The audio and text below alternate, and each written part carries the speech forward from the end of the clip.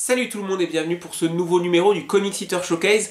Après quelques semaines sans vidéo sur ma chaîne où j'ai pris un peu de repos, j'ai profité de congés pour faire plein de choses, donc j'avais pas forcément le temps pour faire des vidéos. On va se remettre au travail avec un épisode uniquement consacré à des critiques, comme ça vous aurez de quoi vous faire des avis et de quoi pouvoir acheter des livres. On va commencer avec un peu de Daredevil, avec ces deux livres qui sont complémentaires on va dire, donc ça... Vous aurez peut-être du mal à le trouver, j'avais trouvé ça, c'était pendant des soldes, donc c'était pas trop cher, c'est des vieilles éditions qui s'appelaient Marvel Bestsellers de Marvel France en petit format. Et ça reprend les épisodes de Bendis et Maliv sur Daredevil. Ce ne sont pas les premiers épisodes, puisque ce sont les épisodes 26 à 31, donc 26 à 31 de Daredevil, qui comprennent en quelque sorte une saga complète dans laquelle Daredevil, Matt Murdock plus précisément, va être visé par des assassins, mais ce n'est pas Daredevil qui est visé, mais bien Matt Murdock. Sauf que seules quelques personnes connaissent l'identité de Matt Murdock, Karen Page, qui n'est plus là. Également le Caïd. Le Caïd, un peu comme Spider-Man avec Norman Osborn, son rival, son némésis, connaît son identité, mais il l'utilise à bon escient, c'est-à-dire qu'il ne la révèle pas à d'autres personnes, il la garde pour lui-même. Donc Daredevil, forcément, va se dire que Wilson Fisk a avoué à quelqu'un qu'il était Daredevil. Donc il va se lancer dans une cabale où va y avoir beaucoup de bastons pour trouver qui a parlé, pourquoi le Caïd, et il va aller voir le Caïd en premier lieu, pourquoi tu m'attaques, pourquoi tu as dit que c'est Matt Murdock, sauf que c'est pas le cas. Et dans la même histoire, il y a une sorte de complot au sein de la mafia à Hell's Kitchen, où le Caïd va être attaqué et poignardé par l'un de ses sbires, ce qui va donc créer une sorte d'émulsion dans le monde des criminels qui vont essayer de prendre sa place. Et finalement, l'enquête va se mener et on a la femme, Vanessa, la femme de Wilson Fisk, qui va rentrer en scène pour défendre son mari qui est gravement blessé et qui va chercher le coupable. Une très bonne histoire donc, qui se lira en complémentarité avec le livre qui suit et que j'ai bien aimé. Donc c'est bien narré, c'est très sombre, c'est très ambiance noire, polar, et puis les dessins sont très beaux.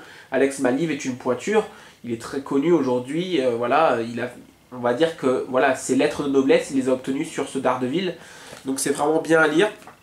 Ça existe sans doute en 100% Marvel également, et il y a moyen de toute manière que ça revienne en deluxe ou en select, voilà, et ça va ressortir, donc je pense qu'il y a peut-être même des recueils où ça se trouve, et c'est possible que dans les anthologies, etc., j'ai pas l'anthologie, je suis Daredevil, il se peut que ce soit dedans.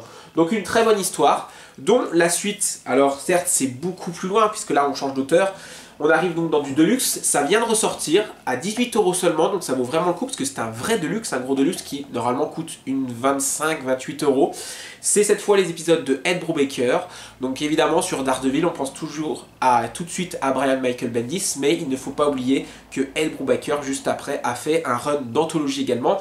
Pour moi c'est les meilleures périodes de Daredevil, de toute façon on part des épisodes de Brian Michael Bendis jusqu'à la fin du run de Brubaker, c'est vraiment du bon. Moi j'ai les derniers en 100% Marvel et je pense que je rachèterai s'ils font toute la suite en Deluxe parce que c'est vraiment du bon. Je suis moins fan personnellement des Daredevil qui sont sortis depuis 4-5 ans, où on avait changé de dessinateur, changé de narration, changé d'artiste, de scénariste. Je suis moins fan, même les Daredevil actuels c'est pas trop ma cam. Je préfère largement tout ce qui était Brian Michael Bendis jusqu'à Brubaker. Donc voilà, des années 80 on va dire jusqu'aux années début des années 2000.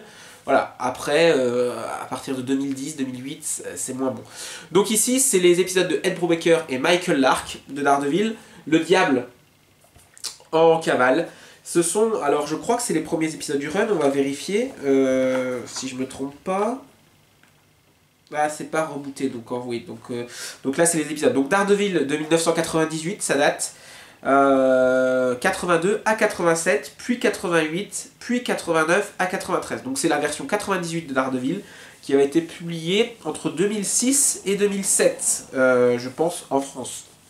Donc au scénario Ed Brubaker, au dessin Michael Lark, Stefano Gaudiano et David Ara. Tiens, il y a du David Ara là-dedans, c'est marrant, j'ai pas fait attention et j'ai bien aimé parce que c'est pas ma cam David Ara normalement. Aux couleurs Matt Hollingsworth et Frank Darmata. Et donc pour faire simple, Daredevil, Matt Murdock et voilà c'est la suite je vous disais, donc Matt Murdock est considéré par la presse, par la police comme Daredevil et va être envoyé à Rikers, donc la prison de Rikers, Et quand on est Daredevil, on entend toutes les voix, donc certes on est très fort, mais aussi c'est gênant. C'est-à-dire que Daredevil aime bien avoir un caisson, des choses comme ça. Voilà, il y a des moyens pour Daredevil qui fait qu'il peut dormir la nuit parce que sinon il entend les voix. Et là il peut pas, donc il commence à devenir fou. En plus tout le monde veut l'attaquer, que ce soit les gardiens, que ce soit les prisonniers. Donc il va devoir se défendre. C'est superbement dessiné par Michael Lark. C'est vraiment magnifique. J'aime bien toute cette première partie. On va dire que le récit, le livre se découpe en deux parties. Toute la partie en prison, où donc Daredevil, Matt Murdock, essaye de survivre. En plus, va y avoir tout un tas de choses qui arrivent à ses amis qui viennent le voir, et comme ils se font attaquer dans la prison, voilà, vous venez rendre visite, vous êtes juste un civil, vous vous faites attaquer en prison, c'est quand même complètement dingue, quoi. Vous pouvez vous faire assassiner, il n'y a pas de problème. Et puis, il y a Wilson Fisk qui arrive dans la prison. Ensuite, on a Bullseye qui arrive. Ensuite, on a le Punisher. Donc, vous imaginez la grosse embrouille qui va se créer. On est dans une ambiance Prison Break où voilà, chacun va essayer de s'évader. Chacun va essayer de s'entretuer. Il y a des alliances qui vont se créer. Des alliances parfois bizarres. Donc là, voilà, l'arrivée de Bullseye, c'est très bien dessiné. Qui arrive, alors tout le monde a peur. Hein. Matt Murdock sent jusque les pulsions, les battements de cœur, etc. Tout s'arrête, tout ralentit, il y a la sueur, etc. Ils ont tous peur de le voir arriver, parce que le gars, il s'est quand même évadé il y a quelques semaines et il a tué 10 gardes. Donc quand on travaille ici et qu'on sait qu'il y a Bullseye qui arrive, on n'est pas forcément très chaud. J'avance directement à cette belle double page. Donc voilà, l'alliance à laquelle on ne s'attend pas, Wilson Fisk, le Caïd, et Matt Murdock, combattant côte à côte lors d'une bataille, d'une risque, en pleine prison. C'est vraiment bien. Et puis voilà, donc après ils sont en sous-nom, mais c'est pas grave parce qu'il y a Bullseye qui intervient, hop, qui travaille pour Wilson Fisk. Puis il y a le Punisher qui rentre en scène, c'est vraiment explosif, c'est vraiment beau. C'est toujours dans une ambiance assez sombre avec beaucoup de dialogue, c'est vraiment bien. Et puis, je vous l'ai pas dit, mais il y avait un autre Daredevil en fait pendant ce temps-là qui était en ville, donc forcément Matt Murdock, une fois qu'il sort de prison, il va aller voir ce nouveau Daredevil et essayer de trouver qui est cet imposteur. Donc il y a plein d'intrigues qui se découpent. Et ensuite, toute la deuxième moitié du livre se concentre sur qui a essayé d'assassiner l'un des amis de Murdock, qui a voulu l'envoyer en prison et a voulu qu'il y ait plein de choses qui se passent. Et donc ça va l'envoyer un peu aux quatre coins du monde pour découvrir la vérité. On va avoir plusieurs ennemis qui vont se succéder. Voilà, plusieurs univers, plusieurs styles de couleurs. Vous voyez, ça c'est très beau. Ça pour le coup, ça doit être du David Hara peut-être. Je ne sais pas. Voilà. Voilà, donc c'est vraiment bien. Ça se lit vite, ça se lit bien, c'est vraiment cool. Là on change de dessinateur, pas mal de dessin, et finalement donc à la fin, il y a vraiment un gros dénouement super bien fait, super bien ficelé, où le personnage de la femme de Wilson Fisk, qui apparaît donc dans le livre précédent que je vous ai présenté, revient et on découvre que c'est elle qui a un peu tout manigancé. Et on découvre pourquoi, et donc la fin est vraiment cool, vraiment géniale. Il y a toujours une pensée un peu philosophique, une pensée, voilà, une phrase, voilà, la psychologie du personnage est bien mise en avant. C'est vraiment du bon. Daredevil, voilà, ça c'est les bails en Daredevil, que ce soit du Brian Michael Bendis ou du Brubaker, faut pas hésiter, vous vous lancez dessus parce que c'est vraiment tout bon. Et pour continuer, puisqu'on reste sur du Daredevil, donc je voulais proposer un petit peu pas mal de choses. On a une saga très connue, qui existe dans plein de formats. Moi je l'en select, mais ça existe en deluxe, ça existe en je sais pas quoi, il y a plein de trucs. C'est Daredevil, The Man Without Fear, donc Sous l'aile du diable, qui est écrit par Kevin Smith et dessiné par Monsieur Joe Quesada. Une saga assez connue qui, personnellement, je trouve pas ça fou. Bon, c'est des histoires en plus, alors c'est une histoire donc Daredevil, mais avec des démons, des histoires de Satan, c'est pas trop le genre de truc auquel j'accroche si je lis du Daredevil. Par contre, ça vaut le coup rien que pour les dessins de Joe Quesada, quoi. C'est vraiment, voilà, Joe Quesada, c'est beau. C'est beau, c'est un style en plus totalement différent de ce que je vous ai présenté avant. C'est beaucoup plus cartoony, c'est beaucoup plus proche de Joe Madureira, d'Humberto Ramos dans une certaine mesure, parce que c'est quand même très différent. C'est plus proche de Joe Mad, si vous préférez. Joe Madureira, on est plus voilà, là-dessus. Donc c'est très coloré. La colorisation est très vive, très flashy. Les dessins sont très ronds, très cartoony. Il y a vraiment des belles pages comme celle-ci. Vous voyez. Et il y a quelques personnages qui apparaissent. Donc on a bien sûr Daredevil. On a Natasha Romanoff, Black Widow, la veuve noire qui apparaît. donc vraiment pulpeuse ici, avec les longs cheveux, etc., les grandes lèvres. Voilà, il y a vraiment un style de dessin typique. Voilà, on reconnaît que c'est du Joe Quesada, quoi. On peut pas le confondre avec quelqu'un d'autre. C'est vraiment typé. Il y a Mysterio, il y a plein de choses. Et donc ça, c'est vraiment très mainstream, très action, très concentré action. Il y a des démons, il y a beaucoup de batailles, il y a plein de choses. Voilà, on met tout, on met tout. Donc c'est divertissant, mais après, voilà, quand on aime Daredevil, c'est pas ce qu'on préfère généralement. En tout cas, moi, c'est pas ce que je préfère. Mais voilà, ça peut se trouver dans plein de formats, c'est une lecture divertissante. Et pour quelqu'un qui connaît pas Daredevil, ça peut être cool à lire. Donc ce Daredevil sous l'aile du diable, en référence donc au démon qu'on verra dedans. Voilà pour la section Daredevil. On va passer à d'autres choses. Donc là, on arrive à du DC et du Urban, avec deux lectures. Superman Wonder Woman, tome 1, et The Dark Knight 3, tome 1 également. On va commencer par Superman Wonder Woman. Le tome 2 arrive bientôt, ça fait 184 pages, et ce sont donc les aventures du couple Wonder Woman-Superman. Donc ça se passe avant, au niveau de la chronologie, ça se passe la majorité du livre avant Trinity War, avant la guerre des ligues. Donc ça vient de sortir il n'y a pas très longtemps, mais en fait ça se passe il y a très longtemps dans l'univers des New 52. C'est écrit par Charles Soule et c'est dessiné par Tony Daniel et Paolo Siqueira. Donc que du bon, j'adore ces deux dessinateurs et Charles Soule fait plutôt de belles histoires. Donc comme souvent avec Urban, on a une petite présentation des personnages qui vont entrer, c'est vraiment beau au niveau du travail éditorial. Et donc on a les tout premiers épisodes donc, qui vont relater la romance et les aventures de ces deux surhumains, donc l'Amazone et le Kryptonien. C'est vraiment bien parce qu'il y a plein de choses. On a tout d'abord le côté aventure, donc il y a des aventures. Donc par exemple dans le premier chapitre, ils vont essayer de sauver un avion, puis en fait il va y avoir Doomsday, donc ils vont devoir combattre brièvement contre Doomsday parce qu'en fait, j'en parlerai après, ça va se suivre. Donc Wonder Woman est blessée et là Superman avoue que se rend compte que maintenant qu'il est en couple avec elle, bah, il se soucie d'elle alors que normalement voilà, il se soucierait des autres gens, il voudrait protéger, vaincre Doomsday. Bah, là ce qui compte c'est voilà, est-ce qu'elle est blessée, est-ce qu'elle va bien. Et donc on a ce côté donc surhumain, ce côté aventure, regardez c'est vraiment magnifique, hein, c'est Tony S. Daniel, c'est un dieu du dessin. Mais en même temps, et c'est ça qui est intéressant, il y a ce côté relation, ce côté humain pour le coup, où on a des petites choses genre comment je vais faire pour demander un rencard à Superman, qu'est-ce que je vais lui offrir comme cadeau à Noël parce que j'ai pas trop l'habitude, je suis une Amazon. Clark qui se dit moi je sais pas trop comment réagir, je sais pas trop quoi lui offrir également. C'est vraiment bien, il y a le côté mignon aussi où on va sortir en boîte à deux alors que on n'a pas trop l'habitude, en tout cas Clark il a pas trop l'habitude. Ensuite, cette relation aussi est portée au niveau des dieux, puisque Wonder Woman est une déesse. Donc Superman qui va avec elle se présenter en fait, en quelque sorte à sa famille, à ses frères et sœurs. Et donc Héphaïstos, il n'est pas content de voir qu'il y a un gars qui arrive, il dit ouais c'est qui lui, c'est même pas un dieu, voilà. Et elle lui dit mais t'inquiète, il est fort, il est aussi fort que nous. Donc il teste, voilà. Donc il arrête le marteau, on dit hey, tu vas te calmer vieux. Donc là s'il se dit ouais ok il est balèze, on va se calmer. Et puis après, bah, cerise sur le gâteau, on a carrément Apollon qui arrive, donc le big boss de l'Olympe, puisqu'il a pris la place de Zeus.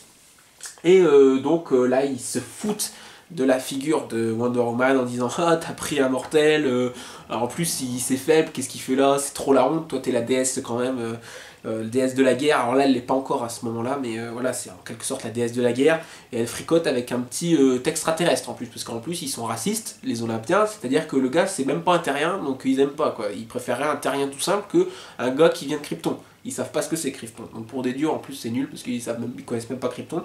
Et donc là ils vont tester parce que Wonder Woman lui dit ouais je suis fort et tout. Donc déjà bam, donc il se prend une mandale par Apollon. Donc Apollon il fait le kéké là, il se dit je suis fort. Sauf que il a énervé Superman et donc Superman va lui mettre la misère. Je vous avoue que quand j'ai lu ça, j'étais mort de rire. Vraiment comme un enfant de 12 ans, on est là, oh là là, il a pris cher. Apollon, il a pris cher, il s'est fait marave par Superman, regardez, il est rouge parce que Apollon, son pouvoir c'est quoi? C'est les pouvoirs solaires. Donc il a envoyé une décharge solaire sur Superman. Faut pas faire ça. Faut pas faire ça. Superman, il dit lui-même qu'il n'a jamais été aussi puissant de sa vie.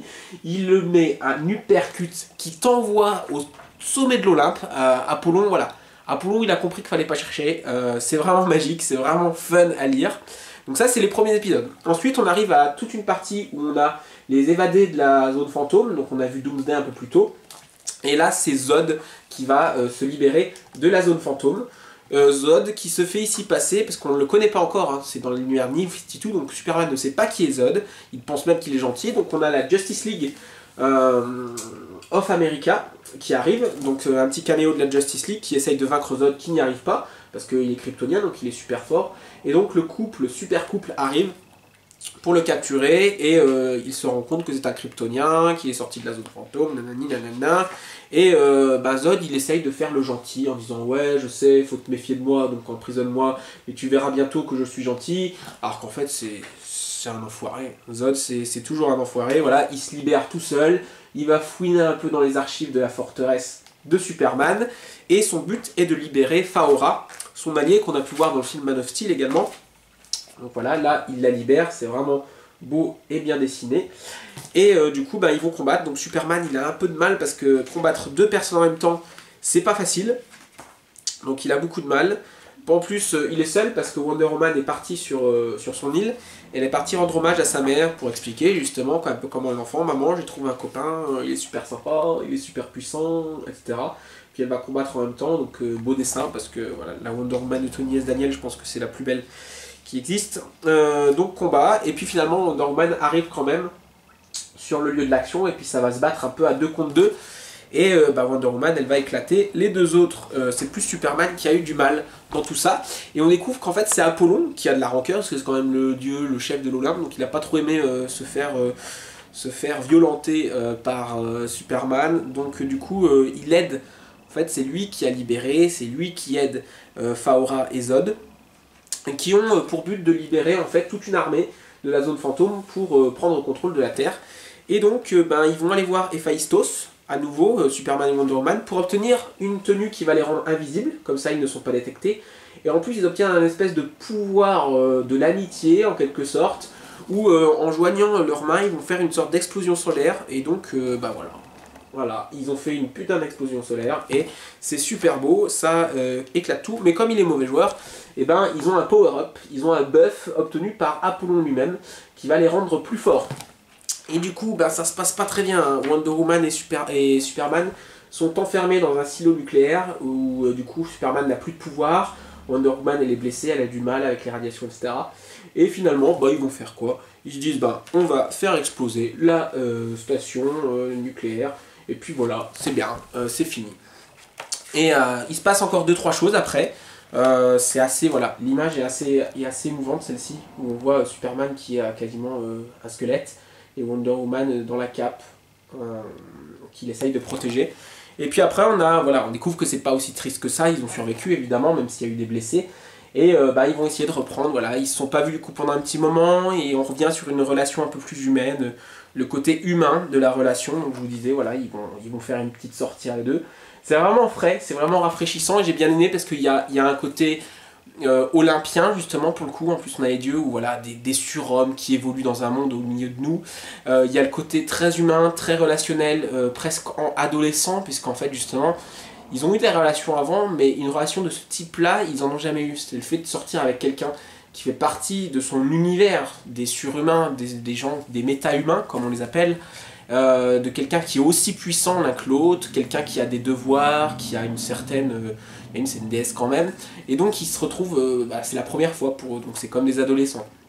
Donc vraiment une très bonne lecture que Superman Wonder Woman, qui donc se termine sur un cliffhanger qui est celui-ci, je vous le montre, voilà, bim, la main de Doomsday. Et ce qui est bien, c'est que j'ai acheté il n'y a pas longtemps, et je l'avais présenté dans la dernière émission du Comic Eater Showcase, un livre qui est en fait la suite directe de ça. Donc en fait ça se lit direct, si vous voulez la suite, vous lisez ça, et après vous passez à Superman Doomed, parce que c'est la suite directe, la main de Doomsday qu'on voit, toute la suite est là, sauf qu'il n'y a pas que du Superman Wonder Man, il y en a en partie, mais il y a d'autres choses, donc c'est pour ça que c'est un gros recueil, regardez la taille, donc déjà vous pouvez lire tout ça, là ça fait du boulot à lire, c'est vraiment cool. Donc très bonne lecture que Superman Wonder Woman, tome 1, le tome 2 sort ce mois-ci ou le mois prochain. Et on passe, dernière lecture de chez DC, Batman Dark Knight 3 de Frank Miller. Alors ce qui est marrant, c'est que sur le petit bandeau rouge, il y a marqué la suite de Batman The Dark Knight Returns par Frank Miller. Oui, mais c'est aussi la suite de The Dark Knight Strikes Again de Frank Miller aussi.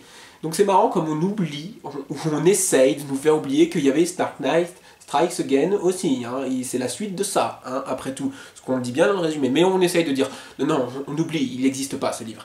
Donc voilà, donc c'est la nouveauté, c'est la nouvelle série, c'est le nouveau format d'Urban, qui a choisi de ne pas publier le tout quand ce sera disponible, sachant qu'en plus il y a des retards monumentaux aux États-Unis, mais de faire des petits livres, 2 épisodes par 2 épisodes, qui coûtent 12 €, 15 €, pas plus cher de 15, mais 12 je crois, un petit peu moins. Et donc c'est les 2 premiers numéros. Donc The Dark Knight 3, c'est écrit par Frank Miller et Brian Azzarello, et c'est dessiné par Andy Kubert. Et aussi il y a les appendices, comme on les appelle, qui sont dessinés par Frank Miller, puis par Eduardo Risso. Et à l'ancrage, on a diverses personnes comme Eduardo Risso et Klaus Johnson. Donc, petite présentation, petit résumé de ce qui se passait dans Dark Knight Returns et Dark Knight Strikes Again, que je vous conseille de lire avant, c'est quand même mieux d'avoir lu les deux avant de passer à ça. Et donc, le premier épisode est dessiné par Andy Kubert, c'est ça la nouveauté. On a Frank Miller toujours à l'écriture, mais on a Andy Kubert au dessin. Ce qui est bien, c'est que Andy Kubert, il fait des beaux dessins. Il respecte. Voilà, c'est pas du pur Andy Kubert là. C'est du Andy Kubert qui imite Frank Miller. Et je trouve ça bien. Parce que ça change du coup du Andy Kubert classique. La colorisation du coup est actuelle, et ça c'est bien aussi.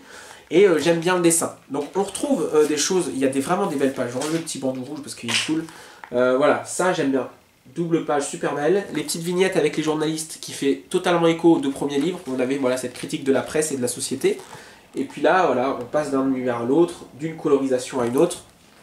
Et là, regardez, par exemple, là, typiquement la Wonder Woman, c'est pas une Wonder Woman qu'on a l'habitude de voir, c'est une Wonder Woman dans le style de Frank Miller, mais c'est plus propre que du Frank Miller, donc c'est ça qui est bien, ça a quand même un peu de gueule, quoi. Parce que si vous prenez le Dark Knight Strikes Again, non, c'est pas possible, c'est hideux, c'est ignoble. Donc là, ça va. C'est un style, et c'est beau quand même. Donc très bien. Par contre, le premier épisode pose des choses, pose des personnages, donc il se passe rien. Il se passe que dalle dans le premier épisode. C'est vraiment, voilà, c'est beau à voir, mais on se dit, voilà. Mais c'est pas grave, parce que c'est le premier épisode, donc logiquement, on pose les bases, tranquillement, voilà. On s'active pas trop, on fait tranquille. Et donc à chaque fois, donc là on a Batman qui arrive, c'est vraiment, je trouve, ce qu'il y a de plus beau d'ailleurs, les pages avec Batman. Et c'est super bien. Et en fait, bah, à la fin, on découvre que le Batman n'est pas Bruce Wayne, mais que c'est Carrie Kelly, qui était la Robin de Dark Knight Returns, et la Catgirl de Dark Knight Strikes Again, qui a pris la relève. Ensuite, on a un petit épisode consacré à Atom. Donc ce sont les appendices, justement, à chaque fois. Donc en fait, on a 4 numéros, en réalité. Là-dedans, on a les 2 numéros de Dark Knight 3 et 2 appendices de sorte de tie-in reliés qui présentent un personnage. Donc Atom, qui va être un personnage qui va avoir une certaine importance dans cette histoire. Alors là, évidemment, c'est Frank Miller qui dessine. Donc là, c'est moche. Non, voilà, j'aime bien Frank Miller. J'aime bien ce qu'il a fait sur d'autres livres, mais c'est moche. Là, c'est le Frank Miller comme sur Strikes Again, ça a aucune valeur. C'est vilain, quoi. C'est moche. Et en plus, l'épisode n'est pas très bien, parce qu'il se passe rien. Donc voilà, on le voit. Voilà, non, j'ai pas aimé. Le seul intérêt, c'est qu'on nous présente en quelque sorte ce qui va se passer dans l'épisode 2. À savoir que Lara, la fille de Superman et Wonder Woman, amène la cité de Kandor, et que Atom va essayer de la mettre en taille normale. Donc voilà, c'est une sorte de preview de ce qui va se passer dans l'épisode 2. Donc l'épisode 2, à nouveau là par contre, c'est Monsieur Kubert, donc là on revient du beau dessin. Et l'épisode 2 par contre met en place l'élément perturbateur. Voilà, dans un récit il faut un élément perturbateur. Bah, l'épisode 2 le met en place, et ça va être relié à Kandor justement, puisque la cité de Kandor redevient grande. Je vous montre, ça spoil un peu, mais je vous la montre quand même. Je vous mets pas la suite, je vous montre juste la page. Voilà, double page, super bien faite, et on comprend qu'il y a un souci. Moi, là, j'étais, what? C'est quoi ça? C'est-à-dire qu'il fait agrandir la cité de Kandor, et là, il découvre qu'il y a un certain nombre de personnes qui n'ont pas l'air gentilles, qui ont les mains en sang, qui se tiennent voilà, en mode badass, et qu'il y a des tas de cadavres par terre. Et là, on se dit, il n'aurait pas dû libérer Kandor. Déjà qu'à la base, libérer Kandor, c'est libérer tout un tas de Kryptoniens, donc j'aime pas trop l'idée. Donc voilà. Et ça se termine là-dessus, avec quand même l'image que Bruce Wayne est bien vivant, même si on laissait planer le doute pendant tout le livre. Et ce que j'ai compris par rapport à ce qui se passe, c'est qu'en gros, va y avoir donc cet affrontement avec les Kandoriens, et que Bruce Wayne, même s'il a une béquille, qu'il a je sais pas quel âge, qu'il est tout vieux, il va leur botter les culs. Donc ça peut être intéressant. Donc j'ai bien aimé, franchement, j'ai trouvé ça bien. Par contre, les épisodes tie-in sont vraiment mal dessinés, que ce soit celui de Frank Miller évidemment, mais même l'autre d'Eduardo Risso, je vous l'ai pas montré, parce qu'il est très court. Voilà, voilà. Il n'y a rien, c'est vide et c'est moche. Non, non, je peux pas. J'aime pas, voilà. Soyons honnêtes, j'aime pas. C'est pas que moi, je trouve ça moche. Ça peut être que subjectif, mais franchement, souvent je respecte, mais là, je trouve ça moche. Je suis désolé, je peux pas utiliser d'autres mots que moche. Et je pense que tu montres ça à quelqu'un, il dira la même chose. Donc voilà, pas beaucoup de bonus par contre, c'est assez décevant, puisqu'on a que une couverture, la couverture de Frank Miller, et c'est tout, il n'y a rien. Donc voilà, ça va revenir au final, il y a 5, je crois, livres comme ça, peut-être, je sais pas. J'en sais rien, voilà. Donc voilà. Donc je vais continuer à les acheter comme ça, et je rachèterai pas le grand, parce que ça n'a rien d'avoir un doublon, j'ai décidé de les prendre au fur et à mesure pour les avoir vite. Donc voilà, je les prendrai en petit. Mais si vous voulez attendre, il sortira en grand. Donc voilà, si vous voulez attendre et avoir juste un gros recueil, vous attendez la fin, il faudra attendre que tout soit disponible, et après ils vont sortir en gros. Donc ça dans un moment, hein, peut-être un an. Donc c'est pas pour tout de suite. Et dernier numéro, je pense que la vidéo va être très très longue là, avec tout ce que j'ai critiqué. C'est Spider-Gwen, tome 1, Spider-Gwen, qui est écrit par Jason Latour et dessiné par Robbie Rodriguez. Et je suis fan à 100%. C'est un chef-d'œuvre. J'avais déjà été emballé par l'épisode consacré à Spider-Gwen dans The Edge of Spider-Verse, dans kiosque chez Panini. Donc c'était le prélude à Spider-Verse où on avait la présentation pour la première fois de Spider-Gwen qu'on revoyait dans Spider-Verse. Spider-Verse qui est ici, j'en parlerai à un certain moment, qui est le meilleur crossover sur Spider-Man et peut-être le meilleur crossover Marvel, tout confondu. Voilà, et d'ici, tout. Voilà. Disons-le honnêtement. Donc déjà, boum, première image. Voilà. Déjà, Spider-Gwen, c'est un design. J'adore le design de Spider-Gwen. La première page, j'ai vu la première page, j'ai dit, oh mon dieu, c'est beau, c'est beau. Voilà. Tout à l'heure, je disais que Star Fight 3, c'était moche. Bah là, c'est beau. Voilà. Et personne ne pourra vous dire le contraire, c'est magnifique. La colorisation, tout en images vives, en couleurs vives, avec du rose, du jaune en mise en avant, c'est sublime. Voilà, c'est des couleurs dont on n'a pas l'habitude. C'est des couleurs qui changent.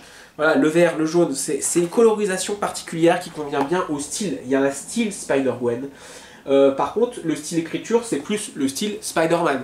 C'est-à-dire que vraiment, avec l'humour, Spider-Gwen a de l'humour, réagit comme un Peter Parker, en se moquant de ses adversaires, en faisant des blagues, etc. Mais c'est les débuts, donc c'est bien. On a des personnages qu'on ne voit plus actuellement, puisque Gwen Stacy est morte. Le Capitaine Stacy est mort, et le Capitaine Stacy va jouer en quelque sorte le rôle... Non, bah c'est dans Batman, c'est pas grave, j'allais dire le rôle de Jim Gordon, mais voilà, il a une importance. Il y a même l'oncle Ben qui est aussi vivant, et on a le Punisher, Frank Castle, qui est ici un lieutenant de police. Donc en fait, les personnages qu'on connaît ont un autre rôle. Ils sont vivants au lieu d'être morts, ils sont autre chose. Le Punisher, il travaille dans la loi. Bon, il tabasse les criminels, mais il est policier quand même. Voilà, il est pas, il est toujours policier, parce qu'en vrai, Frank Castle, à la base, il était quand même un policier. Rappelons-le, avant de devenir le Punisher. Donc peut-être que ça arrivera. Et donc la première ennemie de cette saga, c'est le vautour.